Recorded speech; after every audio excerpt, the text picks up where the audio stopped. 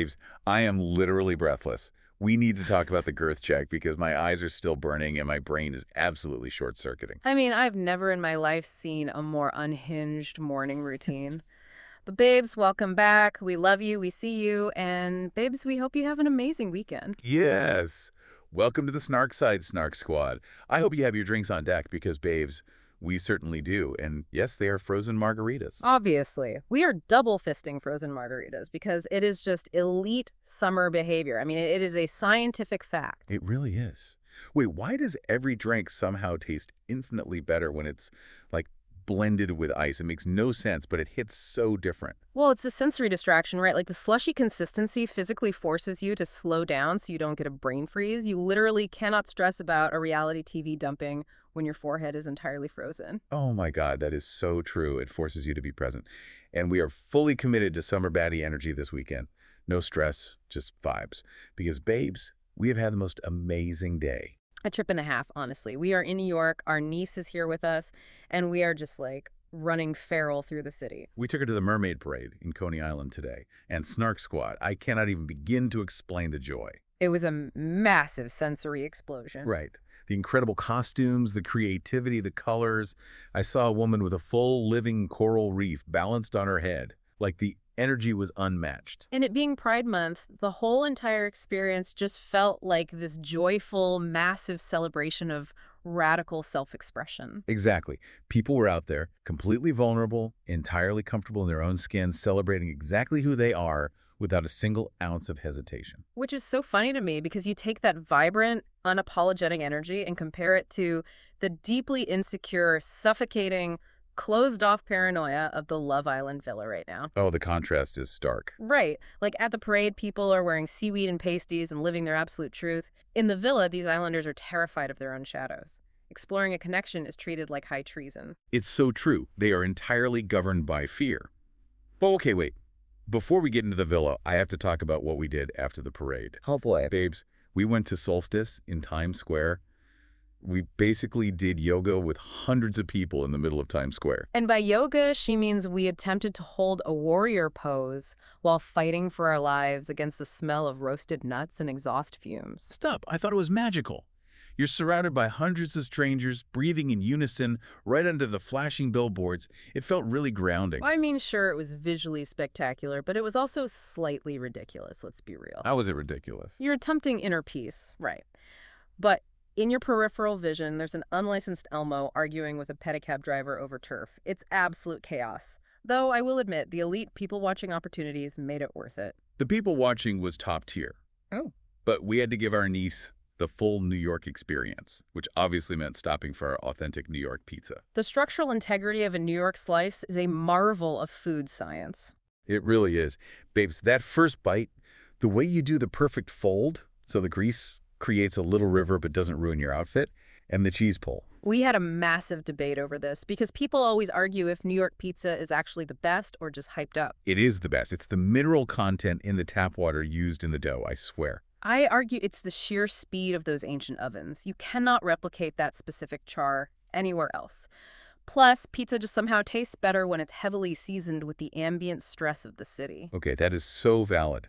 But babes, enough about margaritas, mermaids, yoga in Times Square, and pizza that changed our lives.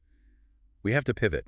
Let's get into Love Island. Grab your margarita because we are diving straight into the sheer delusion of this double dumping. The behavioral mechanics here are staggering. I am still emotionally recovering from this dumping fallout. So, Sol and Gabe are dumped, and the safe girls had to vote out a boy, and the safe boys had to vote out a girl. Right, and let's start with Gabe because the girl's logic here was totally, entirely flawed. It was logically bankrupt. They sit in their little circle and dump Gabe because he was, quote, never content and acting too lustful. Lustful? What does lustful even mean on a show where you are literally supposed to find a romantic connection? It's a complete misapplication of the word. They weaponized it against him. And why? Because the girls have formed this high-control coalition. They think the safest way to the 100K is faking unwavering loyalty to day one couples. Yes. So when Gabe stepped outside those parameters to explore, he threatened the established order. They didn't dump him because he was harmful. They dumped him because he exposed their fake, rigid strategy. And the hypocrisy is glaring. America forced Gabe to couple up with Jen. He didn't even pick her. So he has a few conversations, asks for a kiss, which is the premise of the show, and suddenly he is a criminal. Well, Sol said it best on her way out. Isn't the point of Love Island to explore? Sol was the only one speaking facts. And the men pointing out the girls' flawed logic was great, but then the men's execution of Sol's dumping was pure villainy. Oh, Sincere. We have to talk about Sincere. He is a menace. Sincere literally read the dumping text for Sol. Puerto Rican Pinocchio strikes again. Puerto Rican Pinocchio. I am screaming. But seriously, he is the messiest player in the villa. He has been feeding Sol breadcrumbs for weeks, making sure she doesn't talk to anyone else, while he plots his quote-unquote greatest love story. And then he orchestrates her departure from the shadows and stands there reading her eviction notice like a sympathetic messenger. It is Machiavellian. He completely removes his own culpability. It broke my heart, Jay. When Sol walked into the dressing room to pack, she was entirely alone. Just completely iced out. Usually everyone piles in, they fold clothes, they cry. None of the girls helped her pack. Only Jen eventually followed her. They treated Sol like a contagion. Because she was a contagion to their strategy. Sol proved you can be gorgeous and still end up dumped if you don't play the political game. They distanced themselves so they wouldn't catch her bad luck. But her exit line, iconic. She grabs her bag and says, "I'm too bad of a bitch for any of these men in here." Period. She reclaimed her narrative instantly. She really did. But then, right after that, Jen starts with the fake tears. Oh my gosh, I lost my mind. Performative vulnerability at its finest. She is crying to Caleb, claiming she felt lusted over by Gabe, like she was just some innocent victim of his superficial physical desires. I am not buying a single tear. Exactly. We all watched the footage from the night before. Jen was happily hooking up with Gabe under the covers. Yeah. She was, quote-unquote, singing on his mic. Oh my God, not singing on his mic. Yes, she was entirely engaged in the physical aspect. So, turning around, 12 hours later, playing Whoa is me. Performative. It's survival mode. Sure. She realized being attached to Gabe was a liability. Once he was dumped, she had to rewrite history so the villa wouldn't ostracize her too. It's exhausting. It really is. And if you compare this cast to Love Island UK, the difference is just massive. The UK cast would never. Right. In the UK, the unwritten rule is that exploring connections is the baseline. You're expected to have a conversation when a bombshell walks in. Meanwhile, this US cast treats exploring like a felony. They just want to lock in for the prize money. It's giving hostage situation, not love. Which perfectly brings us to Kenzie's complete and utter lack of self-awareness. Because speaking of hostage situations, she is holding reality hostage. Kenzie is moving through this villa like a wrecking ball, but insists she is a feather on the breeze. Let's talk about the soul ties conversation. So, Corbin pulls Kenzie aside and tells her the guys wanted her gone for the exact same lustful reasons they dumped Gabe. Because she explored Sean, Caleb, and Corbin.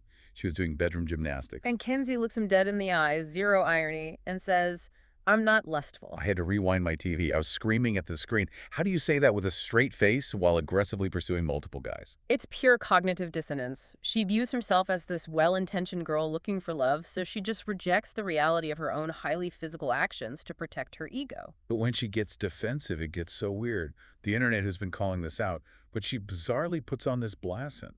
Yes, the linguistic masking. Her cadence slows down. She gets super combative. It's like this linguistic armor she puts on when she feels threatened because she knows America put her in the bottom. Well, she's flailing. But let's look at Corbin's strategy here, because Corbin is not just passing along a friendly warning. Oh, you think he has an ulterior motive? Oh, Corbin is playing reality TV chess. By telling Kenzie that the guys are judging her, he is softly launching his excuse to dump her at Casa Amor. Wait, a Casa Amor soft launch? Yeah. That is brilliant. Think about it. He's planting the seed when he inevitably brings a new girl back. He can say, "Well, Kenzie, I tried, but the whole villa saw your red flags and I had to protect myself." Wow. He's using the group's consensus as a shield. That is so calculated. Highly calculated. Speaking of things I wish I could unsee, babes, we have to talk about the Girth check. The tectonic plates of reality television literally shifted. I am still trying to process the visual. Zach looks down Bryce's pants to check his girth. Like, physically inspects it. And then they have this highly technical discussion about Bryce being in semi-form versus Zach's final form. I lost it. I completely lost. They literally sit on the stoop like neighborhood gossips. obsessed with every single couple in the villa except their own. They invest more emotional currency into each other than the women they are supposedly dating. Exactly. It begs the question, is this a bromance or is production queerbaiting us? Right, because meta-analytically, shows like Heated Rivalry are hugely popular right now. Is production encouraging this for engagement, or is it a genuine connection? I honestly think they should just couple up and put Kata and Trinity out of their misery. Like the eye contact is too intense. Well, and it highlights Zach's massive hypocrisy. Don't even get me started on Zach. He operates with this blazing double standard. He is weirdly possessive of Kata. He gets visibly angry when she wraps her legs around Caleb in a challenge, but then tells her he wants to be open. All while saving his absolute best chemistry and softest smiles for Bryce. He wants Kata as a trophy on a shelf, but he wants to spend all his actual time with his bro. It's toxic. It really is. And this all exploded during the Fairy Tale Ending Challenge, which, by the way, was sponsored by Maybelline. The juxtaposition of a global cosmetics brand with a challenge involving radioactive-looking green slime and incessant toe-sucking is a marketing mystery I will never solve. Who at Maybelline approved this? I was physically recoiling. The toe-sucking was so graphic. But the psychological warfare of the prompts was incredible. Bryce gets a prompt about a villain with hidden intentions, and he immediately calls out Casey. Causing massive, villa-wide drama, Bryce just threw a grenade. And Casey reacts terribly. He decides to aggressively make out with Kata to, repair his damaged masculine ego in front of the guys. While Anaya is standing on the sidelines, fuming, yelling, "Say that for me." She was spiraling. And then Caleb kisses Kata, which makes Zach visibly sweat and panic. Sweating through the slime. But the climax. Oh my God, the climax. Yeah. Zach gets a prompt that Bryce steals happily ever afters. And Bryce literally offers Trinity, his own partner, to Zach to kiss. He hands her over like a prop. And Zach goes down, sucks Trinity's toes while locking eyes with Bryce. What kind of psychological warfare is this? It's a primate-level dominance display. Zach is asserting dominance, but also it's this bizarre surrogate intimacy between Zach and Bryce, using Trinity as the conduit. I reject it entirely. I am physically ill. Trinity needs to run. They all need to run to Casa Amor. Because the fallout from Bryce calling Casey a villain led us right back to the exhausting loop of Casey and Anaya. An endless draining loop. So Bryce whispers to Trinity that Casey confidently thinks he and Anaya are the top couple, but that Casey actually wanted to save Sol. And Trinity relays this straight to Anaya. As she should. And Anaya spirals. She's wearing what the internet is calling a pilgrim scarf. Cue the grandma allegations. She looked like she was about to churn butter. She really did. And she gets mad at Casey for playing Captain Save-A-Ho.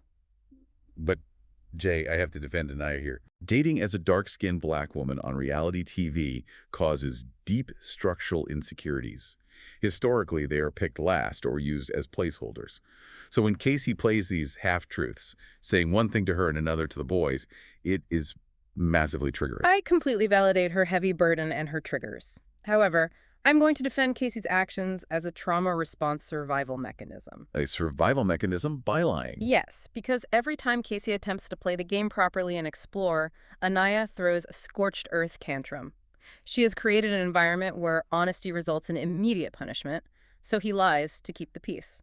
I mean, I guess, but they have zero chemistry left. They're just managing each other's anxieties at this point. They desperately need Casa Amor immediately to force them apart. Amen to that. Okay, babes, it is time for segment 1. Villa Summer Energy Rankings. Yeah. We are ranking the Islanders, and we have to defend our choices. Let's do it. First category, peak summer main character. Who you got? Oh, this has to be sincere. Completely agree. He's leaving breadcrumbs everywhere, he's orchestrating dumpings from the shadows, and he's acting like the exact villain we deserve. He's authoring the drama. He is giving premium television. Okay, next category, hot girl summer. I am giving this to Kata. Yes. Kate is the only one navigating this mess with her head high. She is making out with Caleb, she is making Zach sweat, and she is firmly wearing the pants in that villa. She refuses to shrink herself for Zach's insecurities. She is a queen. Absolute queen. Okay, hot mess summer. Look, it's highly competitive, but it is Kenzie. Unquestionably. Zero self-awareness. She is totally delusional about America's vote, and she's just entirely messy. She blames Corbyn's quote-unquote hard shell instead of her own actions. She's a walking contradiction. And finally, needs a vacation from their own decisions. We're giving this jointly to Casey and Anaya. They are exhausting themselves, and they are exhausting the audience. They need a vacation from the relentless hum of their own overthinking. Okay, moving on to segment 2, the New York test. This is my favorite. Since we just survived a chaotic weekend in New York, we are discussing which islanders could survive out here. First up, thrives instantly. It has to be Sol. Oh, absolutely. Yeah. She walked out of that villa entirely unbothered, claiming she was too hot for everyone. Yeah. That is total NYC energy. She would walk onto a crowded L train during rush hour and people would naturally part to give her a seat. She has intrinsic authority. She would be managing a VIP list in meatpacking by midnight.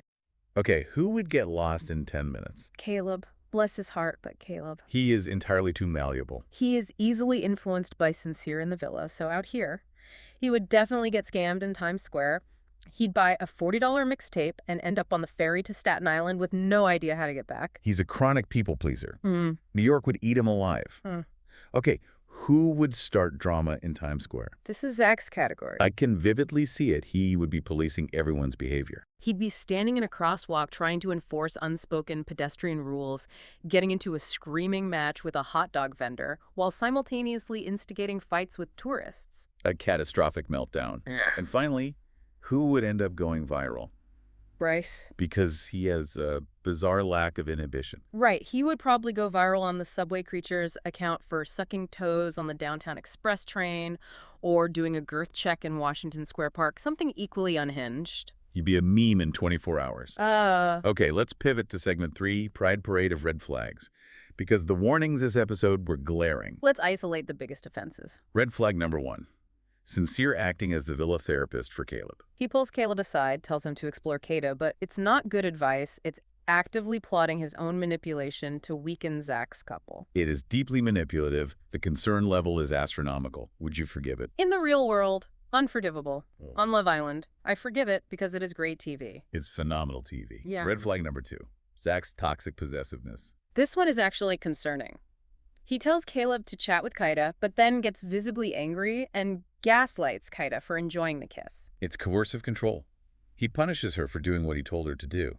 The concern level is critical. Can he recover? No, highly concerning. No recovery without a massive reality check. You cannot edit around that level of toxicity. Dump him immediately. Red flag number 3. Casey's people-pleasing. Saying one thing to the boys about wanting to explore Sol and another to Anaya about being locked in on her. It's emotional cowardice, but I do think it's recoverable, right? Recoverable, but only if Casa Amor forces him to be honest and brace his anxious avoidant trap. Which brings us to segment 4. Pizza slice predictions. Casa Amor is coming on Sunday. We are giving our predictions and keeping score for next episode. I'm ready. Let's hear your emotional forecasts. Okay, my safe prediction. Caleb brings a new girl back from Casa Amor. Sincere has completely reprogrammed his brain. He's going to find a sweet, easily influenced girl as a safety net. Logical. My safe prediction. Sincere acts like a total menace at Casa Amor and kisses everyone. He will treat it like an all-inclusive buffet of chaos. That is basically a guarantee. Okay, my bold prediction. Anaya finds someone new and finally drops Casey. I think once she's out of that claustrophobic loop, she gets clarity and gets the validation she needs from a new boy. I hope so. My bold prediction. Casey completely jumps ship and brings a new girl back. The physical distance from Anaya's demands will feel like a release, and the fallout will be apocalyptic. It's going to be brutal. Okay, my chaotic prediction. Kenzie gets dumped by Corbin at Casa Amor and throws a massive tantrum. She will drop the block scent, scream, cry, and claim Corbin manipulated her innocence. Premium delusion. That would be incredible. My chaotic prediction. Zach and Bryce ignore the Casa Amor girls entirely. They will just retreat to the daybeds and spend the week doing more girth checks and gossiping about the other men. I am genuinely crying. That is the most unhinged yet statistically probable outcome based on everything we've seen. We will definitely review the tape next week. We need to turn it over to the Snark Squad now. Yes. Babes, we need your thoughts. Have you ever been to New York? What is the best pizza you've ever had? Which islander would survive a weekend in New York? And who is currently making the worst decisions in the villa? Drop your theories in the comments. We read everything. Thank you so much for hanging out and spiraling with us today. Remind listeners to subscribe, leave a 5-star review, and share the podcast with another Love Island fan who is also currently losing their mind over this cast. Stay messy, stay fabulous, and we'll see you on the Snark side.